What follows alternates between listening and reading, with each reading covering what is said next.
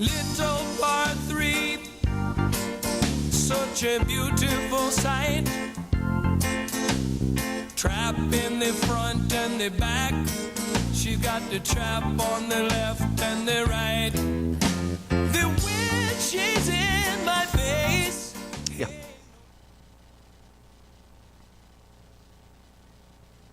Good morning, everybody. This is Martin Woodhouse. The rules show for today. TGD Radio and TV are produced by and broadcast by the Zeus Radio Network for thegolfdirector.com. When visiting the Golf Director, be sure to check out featured course pages where you'll find up-to-date information about course conditions, specials, and much more. If you need help with your next golf vacation, call Dave. Give us a call, 844-GO-GOLF-1, 844-464-6531. That's 844-GO-GOLF-1. Okay, today we're going to talk about a rule that's going to change next year a little bit. Striking the ball, Rule 14.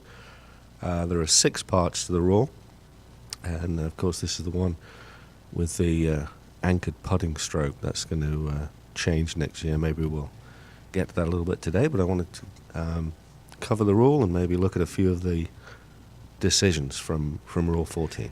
If I could, I had a question that came in last week from a listener. Yes. Who chatted us in from our main website, who'd been listening to the shows, and there's I promised to ask this question and get you to answer it. Uh-oh. Okay. You didn't give me any warning of this, Jeff. No, I know. I just thought about it. But you know the answer. This is going to be a good one. We'll for see. you. On the tour, we see pros when they're getting ready to take a putt and see it step over the line of a marked putt, either approaching or putting or leaving or picking up their ball and leaving, okay? Yeah. In the event that they accidentally scuffed or left a spike mark in the line, didn't manage to step over, if that's my mark and I'm putting, can I fix that spike mark? No. Can the guy that did it fix his spike mark? Yes. Okay. That was the question. So conceivably, in a kind of a ruthless type of match, a guy could do something like that and get by with it. No, he wouldn't get by with it. He would have to repair it. So you could ask him to repair it. You could say, would you repair it? You could repair it yourself or have it repaired. Oh, okay. I thought you said I couldn't repair it myself. Yeah. If you did it, you No. cannot. If I did it, I cannot. But if he did it, Right. I can repair it. Yeah, we've talked about that principle before, the principle of being entitled to the lie that your shot gave you. Okay, that's where it falls. Okay. Right. And if that is altered by an outside agency, Yeah. which will be a fellow competitor, you're entitled to restore that.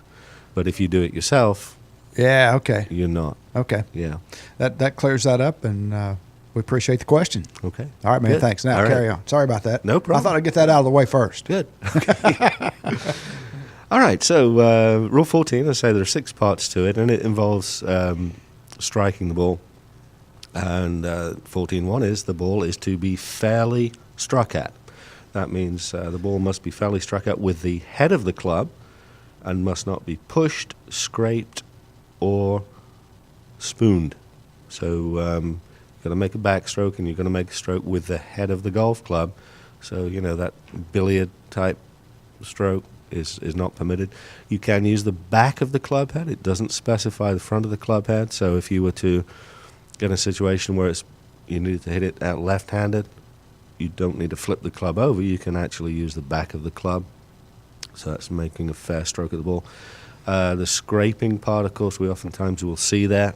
Somebody will miss a short putt and just sort of drag it into the hole. Yeah.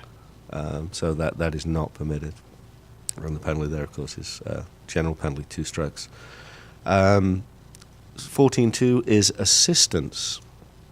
In making a stroke, a player must not accept physical assistance or protection from the elements, or allow his caddy, partner, or partner's caddy to position themselves on or close to an extension of the line of play or line of putt behind the ball. You'll often see that the caddy will get behind the putt, read the putt with the player, and they'll Then he pick out a moves line. away, yeah. But then he has to move Yeah. away. You can't remain on that line. So Physical assistance. There's a couple of interesting decisions on that. We'll look at this. That real also quick. covers, like in a pouring rain, the caddy holding an umbrella over the Yes. guy when he's putting, right? Same thing. Yes. Same thing exactly. He Yeah, he can hold it there while he's lining the putt up and looking at it. Correct. But when he gets ready to take the stroke, he's got to move Yes. away. Now the player himself can hold the umbrella with one hand and putt with the other. That's okay, but that's not assistance. He's doing it himself, so that is okay to do that. There are a couple of decisions I wanted to look at here with regard to assistance.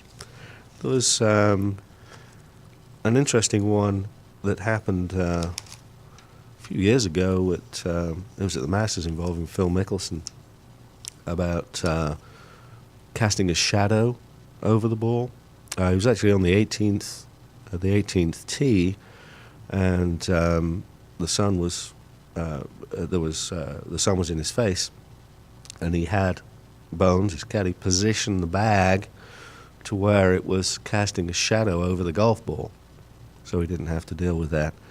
And at the time, it wasn't considered a breach, but the following year, the decision did come that would indeed be a breach. How about that? To do that. Sometimes it will happen. You've probably done this. Like you're playing, it's a sunny day, and you pull your golf cart up, and it happens to be you've parked in such a way that the cart casts a shadow over the golf ball. Mm-hmm. If that was just inadvertent and accidental, that's okay. But if you were to position the golf cart to cast the shadow in order to give you some assistance, that would be a breach if you did that purposely. But accidentally is okay.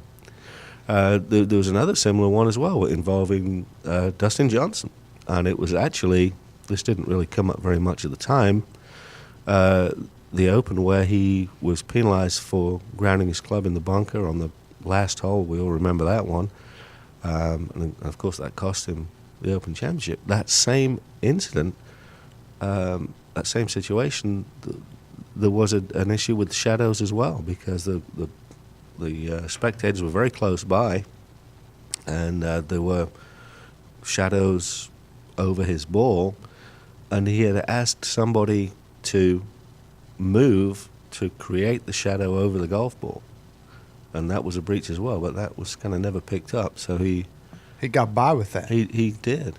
Wow. Yeah, that didn't really come up. Now, you can ask somebody, if there is a shadow over the ball, you can say, stay where you are, don't move.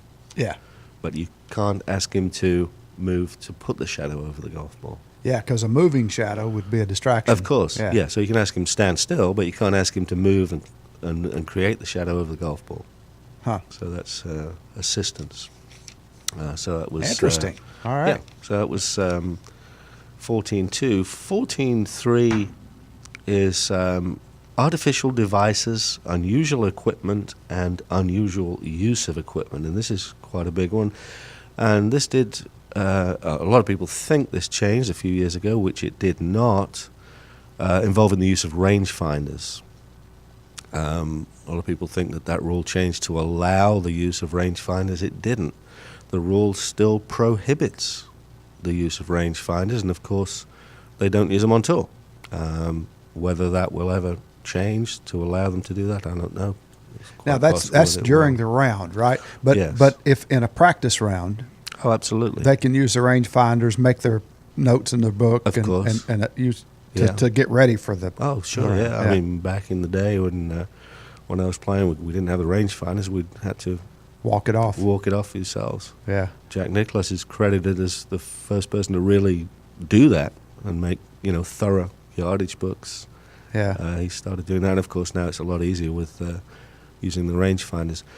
As I said, the rule did not change. However, there was an exception which the committee is authorized to use, which would allow the use of rangefinders, which measure distance only during the round, and that's quite commonly used these days. We use it at the Golf Academy. We allow our players to use their rangefinders during the round, but that is by local rule. If that local rule has not been adopted, then it is prohibited. And of course, as I said, on tour, it is not adopted, so that's why they don't use them during the round. Whether it'll happen, I'm thinking it probably will. It probably will, yeah. At some point. Yeah. So yeah, there's a few things here. And what it says about artificial devices is, except as provided in the rules during the stipulated round, the player must not use any artificial device or unusual equipment, or use any equipment in an unusual manner that might assist him in making a stroke or in his play, or for the purpose of gauging and measuring distance or conditions that might affect his play, and C, that might assist him in gripping the club. Huh. So would that include a golf glove? Well, it does have that exception. A plain glove may be worn. You do get these with like a training glove with padding on them and so forth. They are not permitted. It would have to be a plain glove, so that's an exception. Also, and this is a question that I often get asked as well, especially in the summertime, resin, powder, and drying or moisturizing agents may be used. So, if your hands get sweaty in the summertime, you can use powder. Okay. So that is permitted.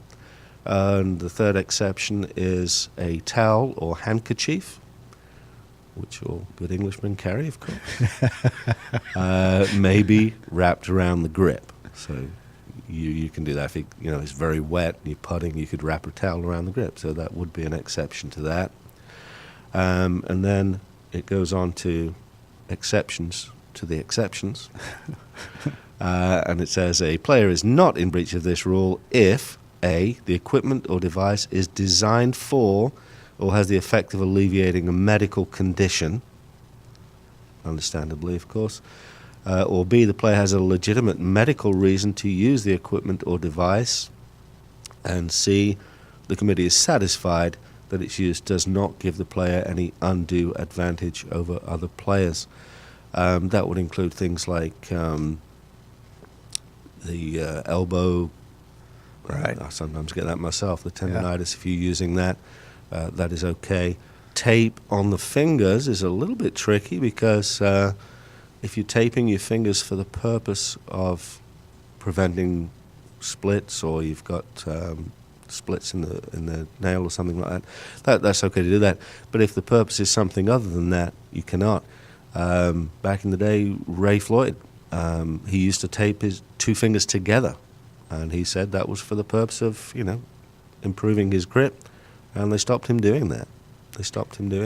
So I noticed, of course I haven't lately because he hasn't played that much lately, Tiger always taped Yes, he did. his finger. That's right. And they questioned him about that, and he said, well, if I don't do that, I'm going to get sores or split skin or so and so forth.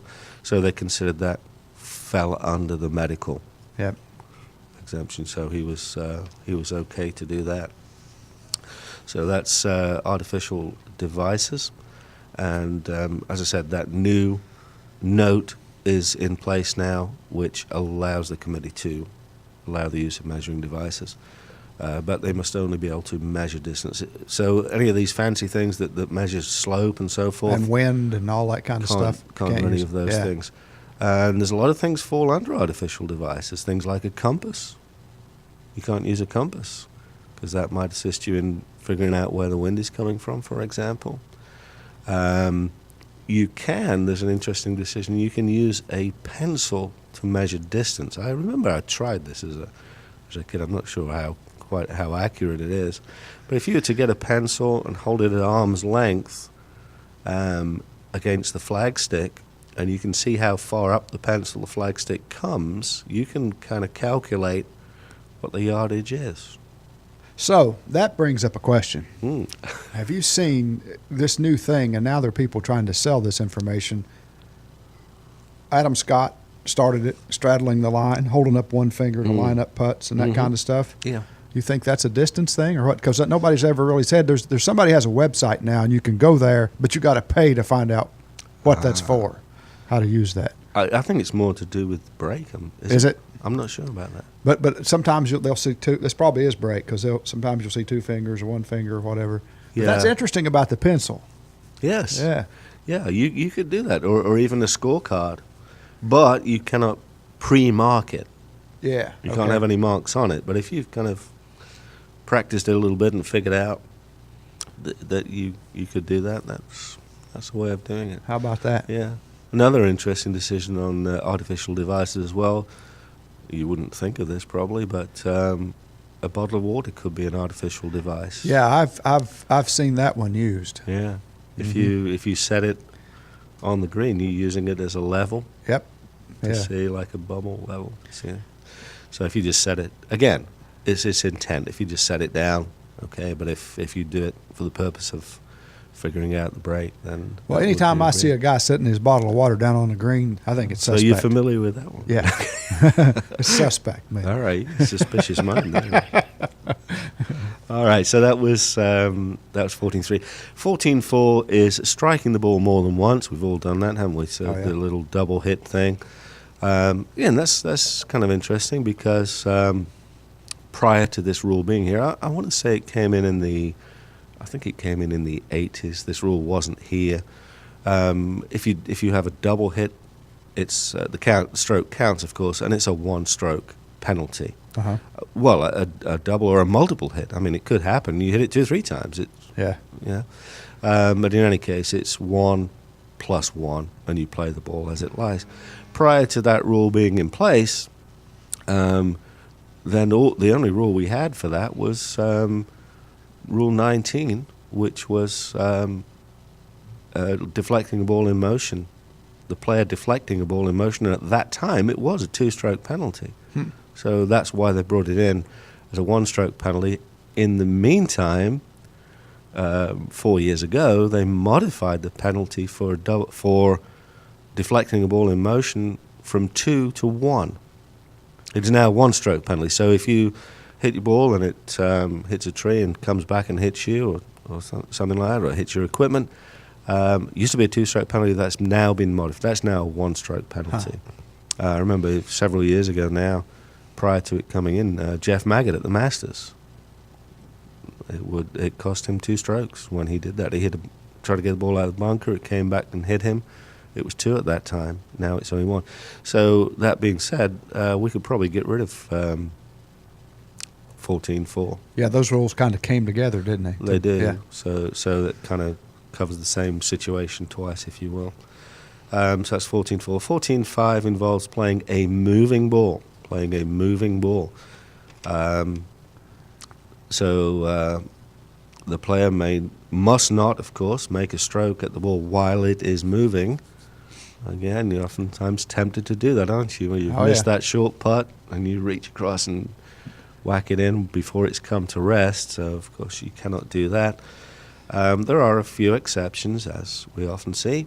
Number one is the ball falling off the tee. There is no penalty there. And again, it's happened to all of us. You make that backswing, and just as you come down, ball falls off the tee. It's too late for you to stop, so you go ahead and hit it anyway. There's no penalty for that. It's just a stroke. The ball's not in play until you've made a stroke. In my opinion, if you could hit that, you should have a stroke taken off. That should be a bonus, right? should be a negative stroke. But that's the ball falling off the tee, so there's no penalty there. And then striking the ball more than once, as we just said, it's covered by 14-4. It's not, you're not in breach of playing a moving ball. Yeah. It's covered by 14-4. And then a ball moving in water. And that's just water in a water hazard. That's not casual water. It's not casual water. Casual water, of course, is a temporary accumulation of water. So if your ball is not at rest in casual water, you've got to wait until it is before you can go ahead and either play it if you choose to, or take your relief if you're going to.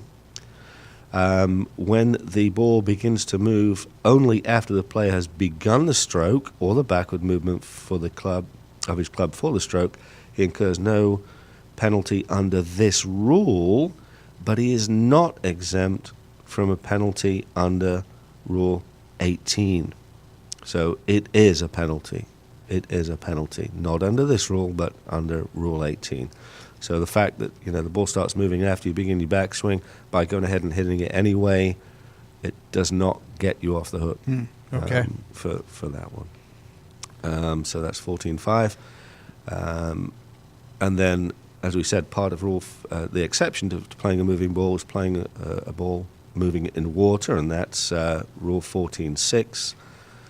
When a ball is moving in water in a water hazard, the player may, without penalty, make a stroke, but he must not delay his stroke in order to allow the wind or current to improve the position of the ball. So you can't wait until it rolls to a spot you like. You must just go ahead and hit that. A ball moving in water in a water hazard may be lifted, of course, if you're choosing to take the relief. You're not going to be in breach of any rule for doing that. So that's it. That covers the rule. That's perfect timing. We're good Yeah. with that. Yeah. Yeah. We had a couple of interesting decisions on that as well. So that was Rule 14. So all of the programs, including today's program, of course, is archived for listening and viewing on demand. Catch up on a show you may have missed. Click on the DGD Radio and TGD. I always trip over that. TGD TV tabs in the menu at thegolfdirector.com, or look for us on iTunes and also YouTube as well. All right. This is Martin Woodhouse on behalf of Zeus Radio Network. We thank you for tuning in. There's more TGD, got it right this time, golf news and information coming up next. See you next time. Awesome. Thank you.